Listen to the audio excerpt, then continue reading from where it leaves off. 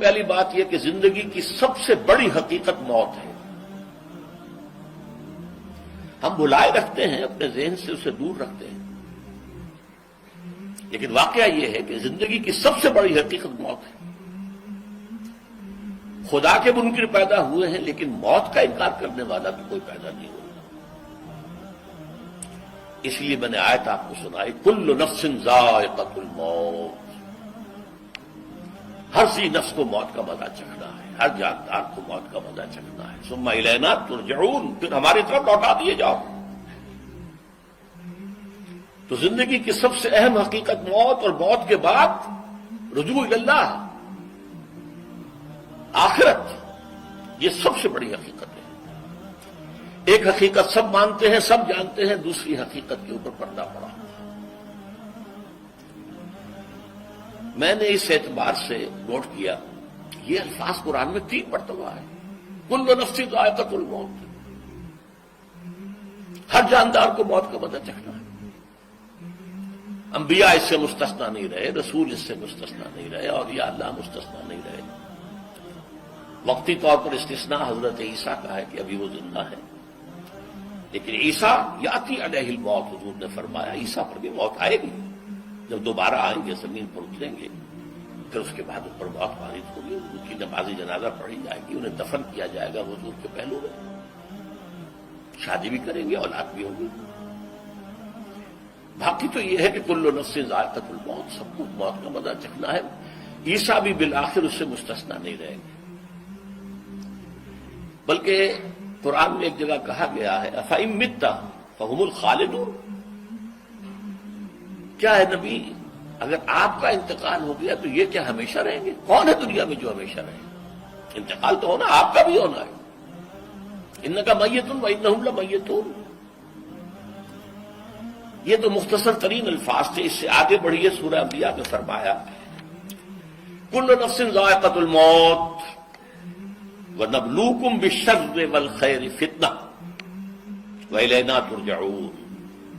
ہر جاندار کو موت کا مزہ چکھنا ہے، اور اس سے پہلے پہلے ہم تمہیں آزماتے رہیں گے، خیر کے ذریعے بھی، بھلائی دے کر، صحت دے کر، دولت دے کر، اولاد دے کر، شہرت دے کر، اور برائی کے ذریعے سے بھی، تنگ دستی دے کر، بے عزتی دے کر، اہانت دے کر، ذلت دے کر.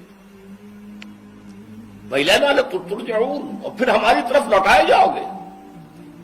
یہ وہ دوسری حقیقت جو میں نے کہا کہ جس پر پردہ پڑا ہوا ہے، بہت بڑا پردہ ہے. لوگ یہی سمجھتے ہیں کہ یہی دنیا کی زندگی ہے.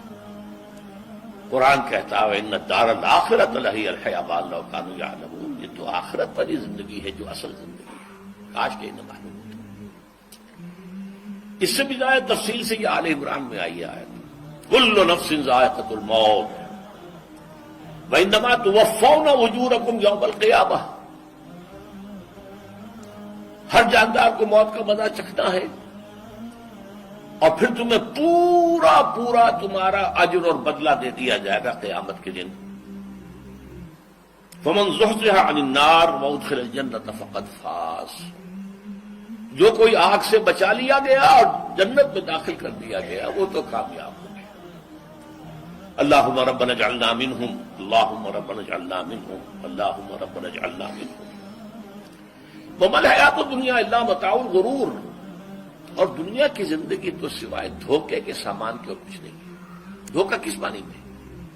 یہ تمہیں اصل زندگی سے غافل کر دیتی ہے.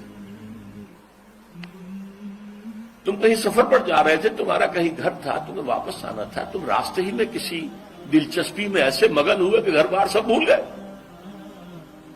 یہ تو تمہارا عارضی سا سفر تھا، تم نے اسی کو اپنی منزل بنا لیا، اپنا ٹھکانہ بنا لیا، تو دھوکہ دیا اس نے تمہیں. ویسے دنیا کی زندگی دھوکہ نہیں ہے، بڑی حقیقت ہے. اس لیے کہ حضور نے فرمایا انما الدنیا مزرعۃ الآخرہ. یہ دنیا آخرت کی کھیتی ہے، یہاں بو گے تو وہاں کاٹو گے، یہاں کچھ کمائی کرو گے تو وہاں اس کا بدلہ ملے گا. اس اعتبار سے دنیا بہت بڑی حقیقت ہے، ایک ایک لمحہ بہت بڑی دن کی شے ہے. لیکن اگر یہ دنیا تمہیں آخرت سے غافل کر دے تو اس سے بڑا دھوکے باز ہو.